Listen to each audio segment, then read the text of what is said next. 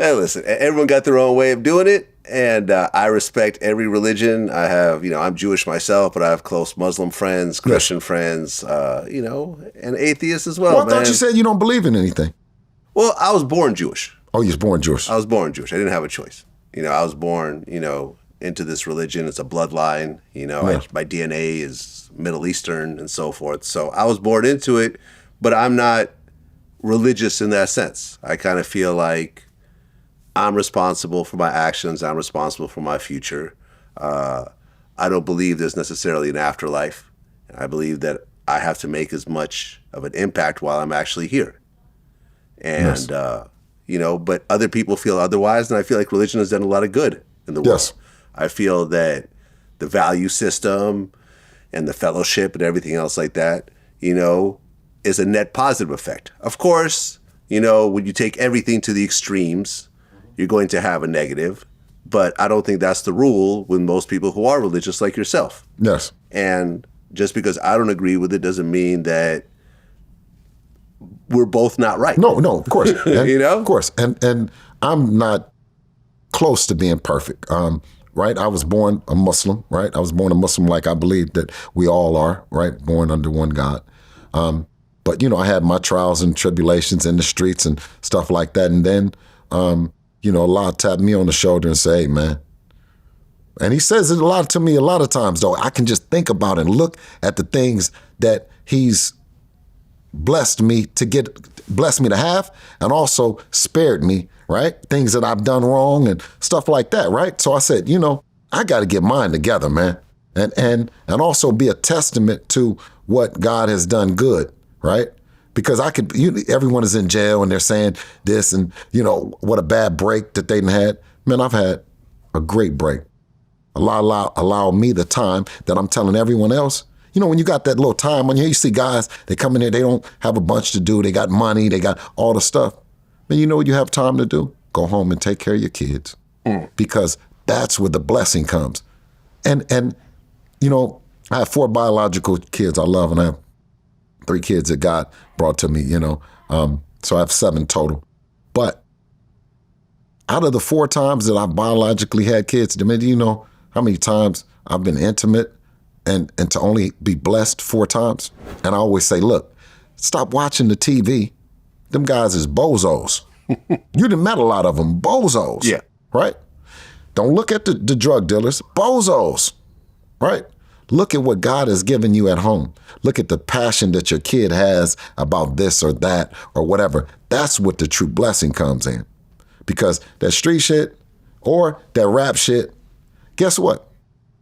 When I was in Lompoc, I would go out there, 'cause I was a young dude when I went to jail, 22 years old in the feds.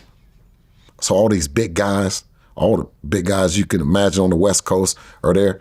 And I noticed, we're all putting on our pants one leg at a time. But the one thing that everybody stressed out about was visiting. And you know who was visiting on you? Your kids, your wife, your family. All the other people was gone. They were gone. So that's why I've noticed that one thing about life is no matter how much money you have, it's ultimately going to come down to when in those days is where your kids at, where your family at. Yeah, and I was thinking about this the other day. I feel that the most important emotion a person could have is hope. Big Meech could take a 30-year plea deal because he knows that one day he has a release date. Yes. And he can get through it year after year, decade after decade. So no matter what you're going through right now, and people will be watching this, they're going through a lot. Yes.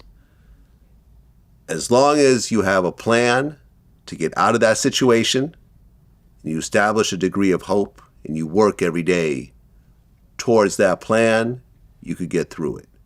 At the point that you feel that you're hopeless, and you can't get out of this, and you're in a cycle that you can't get off of, that's when things will get really, really bad for you. You take away that hope, and you have nothing to live for, and you start making more and more reckless decisions because you don't think that there is a tomorrow. No, absolutely. And I've been thinking about that a lot. You know what I mean? I've been going through some stuff personally and everything, but I feel like, okay, this will soon be over. And every day I'm working to make the situation better. Yes. And that's what I want people to realize. It's okay to be in a bad situation. No, but the thing about it is those situations, you got to run to them. Those are the situations that actually make you. That's why I'm smiling here. Yeah. I'm not smiling because I didn't go through nothing. I'm smiling because of the things that I didn't went through. Yeah. I'm smiling because of my report card, Vlad. Now, you didn't said, guys that then came on here and you get calls right after about who they are and who they aren't, right? Yeah. I'm smiling because I'm happy about the things that I went through. I got through them.